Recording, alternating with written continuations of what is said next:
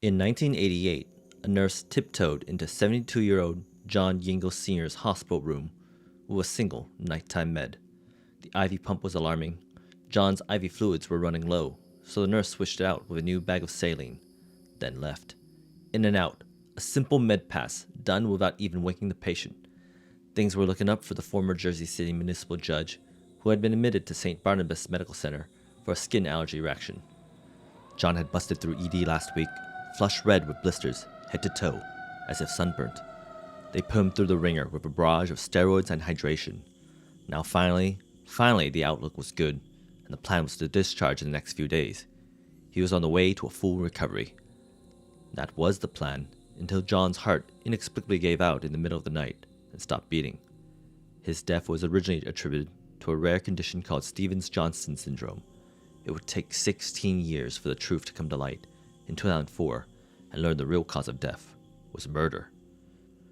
Judge Maximum John, as he was known, would be fondly remembered by his community for his controversial hard stance on criminals and bid for the death penalty. Ironically, he would gain national notoriety for being the first victim of America's most prolific serial killer, Charles Cullen, RN. Stay to the end, and you'll find out how Charles Cullen got 7 hospitals to keep a secret and stay quiet about his crimes. As always, viewer discretion is advised.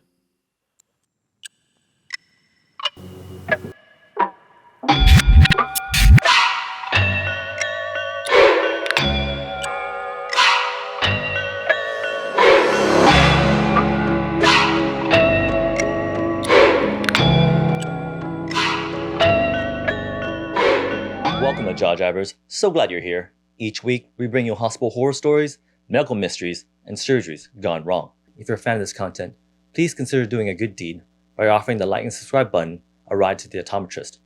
But before you drop them off, clean their glasses really well and conveniently forget to return them right before you drive away. And if you're feeling especially generous, join our Patreon and prove to my Asian parents that ours can earn a living. The nursing pinning ceremony is a rite of passage for graduates, a time for celebration. At the end of the commencement speeches, after all the awards have been given out, comes time for the nurse's oath, generally known as the Nightingale Pledge, named after, you guessed it, Florence Nightingale. At this pinnacle moment, the nurse's oath is spoken. You'll hear voices of the graduates and professors rise up in unison with voices from the audience in a cacophony of past, present, and future nurses. It goes to show how far off path and twisted one must be to do what Charles Cullen did, knowing how hard it was to become a registered nurse in the first place, the rigor they put you through before letting you into school even. So, to see a fellow nurse succumb to dark urges and take lives instead of saving them, that was an utter disgrace and a dark shadow on our profession. People who become nurses really do care. It's not for the glamour. You think code blues are exciting? Wait till you see the code browns. According to Newsweek, the Gallup poll ranked nurses for 22 years in a row as the #1 profession for trustworthiness, above doctors and above school teachers. So how did Charles Cullen fool everyone across a career spanning 16 years? What drove him from being a good nurse to becoming an angel of death? It's definitely not an excuse, but I think the psychology behind it all is worth exploring. So let's find out together. Charles Cullen was born February 22, 1960, in West Orange, New Jersey, to a working-class family. It was a big family. There were 8 kids, and he was the youngest. And being the youngest, Charles never had the chance to get to know his father, because that same year, 7 months after his birth, Edmund Cullen died. Charles had a miserable upbringing, and he claimed he was bullied by classmates non-stop. Things got so bad that Charles made his first of many attempts at self-harm at the tender age of 9, by drinking chemicals from his junior chemistry set. Charles' mom wasn't long for the world either. Florence Cullen died in a car accident when Charles was a senior in high school. Her death was devastating. Charles was furious. The hospital never informed him of her passing, and ended up cremating her body in a big mix-up. His mother was his linchpin, and in losing her, he lost himself. Charles quit school to join the Navy soon after. No matter how far he ran, though, Charles could never escape harassment. He was an easy target, the awkward outsider. Some good did come out of his time in the Navy. Charles felt most alive when he helped the ship's doctor administer vaccines. He got good at it too. But when the lead petty officer found him seated at the submarine's missile controls, wearing scrubs and a surgical mask instead of his uniform, he was booted right off the USS Woodrow Wilson and into the Navy's psychiatric ward, where he spent multiple stints over the next few years. At one point, he tried to unalive himself, and this got him medically discharged for good in 1984. Newly freed and abandoned, Charles decided to pursue healthcare and enrolled at the Mountainside Hospital's nursing school in Montclair, New Jersey. He found something in nursing he had never had before: acceptance. He was voted class president, in fact, and when he graduated in 1986, he promptly started his first job in nursing on the burn unit at St. Barnabas Medical. Life turned around for Charles, and a happy life seemed within reach. His fortune continued when he married Adrienne Baum in 1987, with a baby on the way, the first of 2 girls. But trouble didn't stay far behind. In 1988, strange things started happening at St. Barnabas. Judge Maximum John was the first of at least 5 lives to be touched by an angel of death hovering over the burn unit, including a young AIDS patient.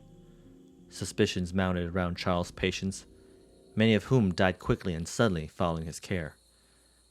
By the end of his 6th year there, in 1992, hospital administration began investigating these deaths and discovered a deadly pattern. But rather than following due diligence by bringing to light their findings and alerting local authorities, Charles Cullen was unceremoniously let go and set free to spread his poison elsewhere. Maybe it was a lack of concrete evidence or the fear of inviting crippling lawsuits.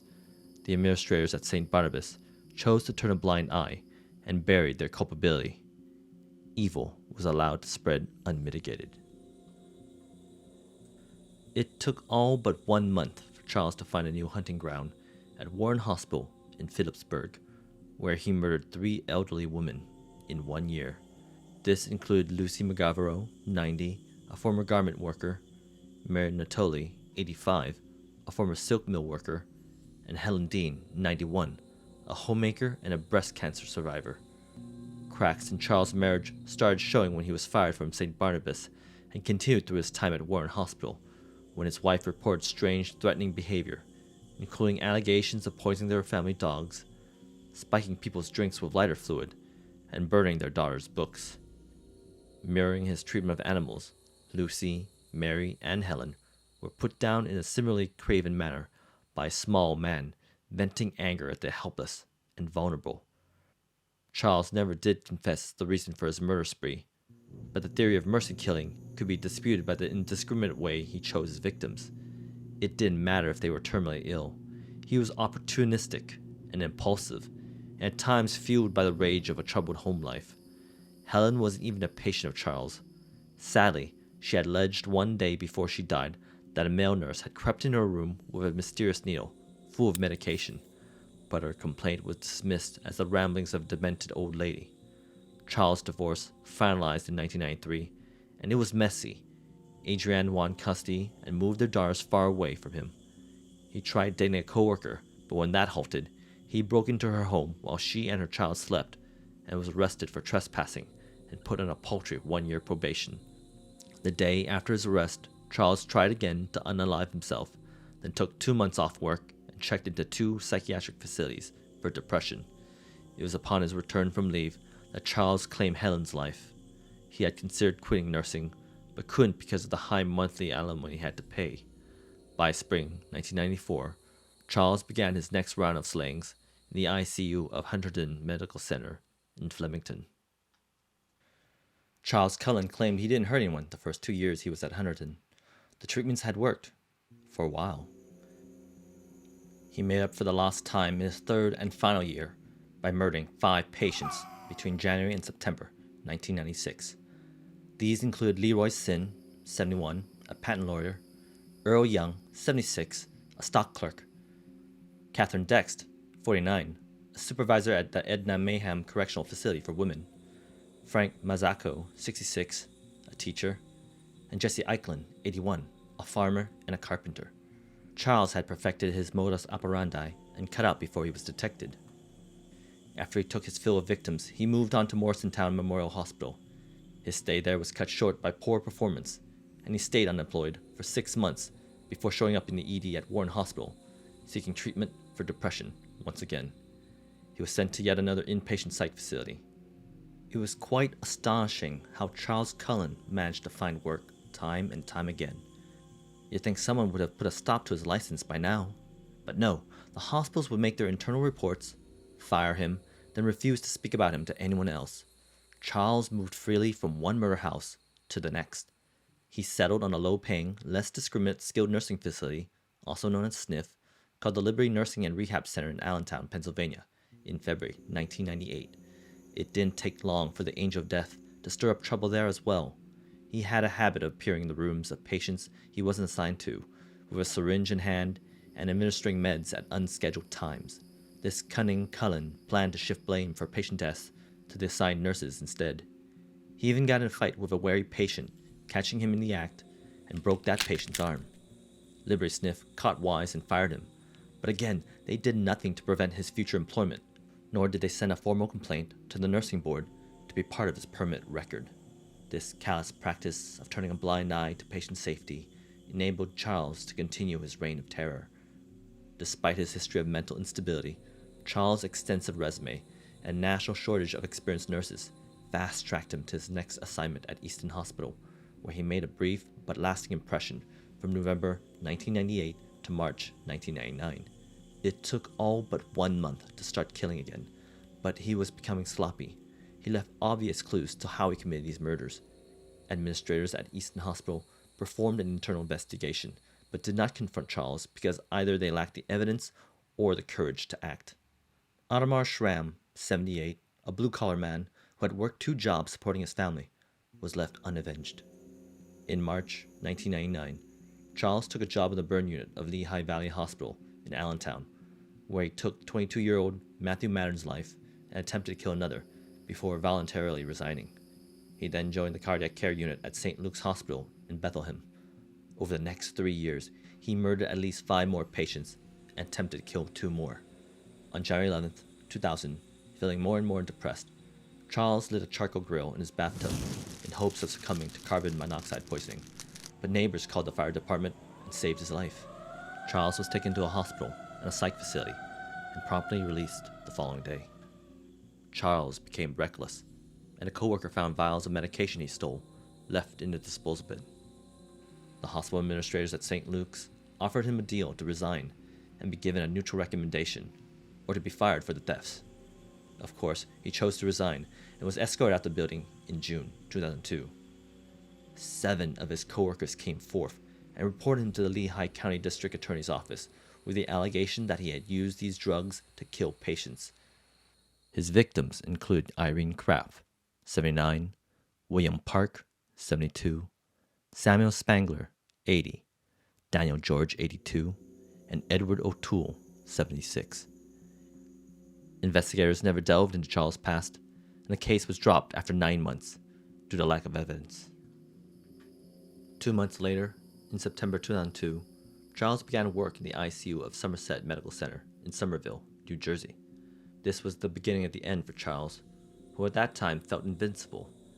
His experience as a serial killer stretched nearly as long as his time as a nurse, such that his dual identities intertwined incestuously and became indistinguishable. Charles exposed himself through numerous blatant drug thefts. In a short 9 months, he murdered at least 13 more patients, which include Eleanor Stoker, 60, Joyce Magini, 74, Giacomino Toto, 89, John Shaninger, 83, Dorothy Hoagland, 80, Melvin Simenko, 66, Michael Strenkel, 21, and Florian Gull, 68. Somerset began to notice Charles' crimes when he accessed the computer records of patients cared for by other nurses.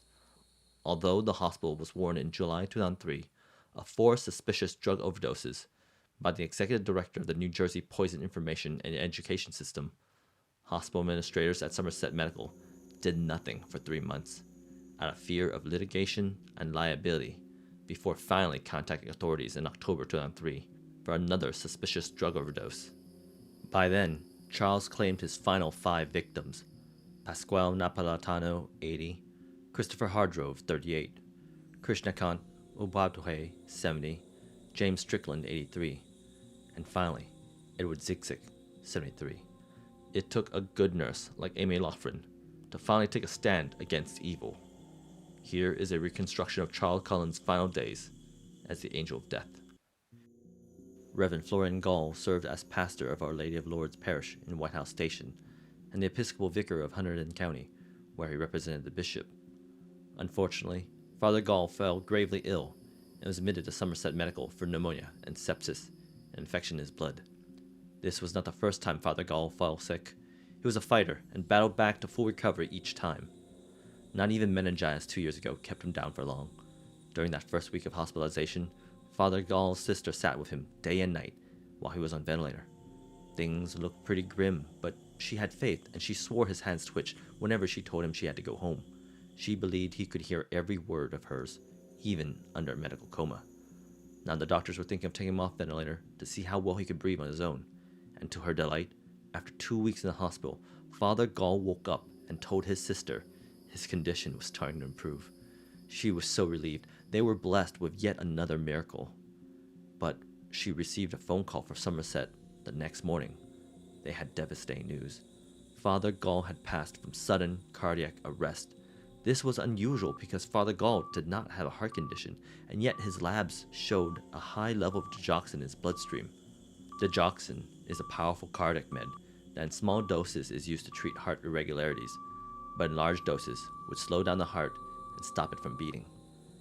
As it turns out, digoxin was Charles Cullen's weapon of choice, and medication he routinely stole from the hospital's med drawers, the same medicine he was caught stealing from St. Luke's, and precisely the medicine the good nurses there claimed he used to murder patients. But those claims were dismissed by the Lehigh DA's office 1 year prior. Amy Loughran, a good nurse and a good friend of Charles Cullen, was presented with overwhelming evidence by the detectives assigned to the Somerset case. They showed her the lab results of the suspected murder victims and the medications Charles withdrew without a prescription. It would turn out Charles enjoyed spiking normal saline bags with insulin. These bags were kept in a shared storeroom and could be easily accessed by other nurses to give to their patients. Normal saline is the IV fluid of choice for fluid hydration. It's relatively benign, but when laced with insulin, could cause abnormally low blood sugar levels and lead to heart irregularities and death. By this method, Charles reached many more victims than he directly touched. Being Charles' only real friend at Somerset, Amy Loughran agreed to wear a wire and met up with him after work, trying to elicit a confession.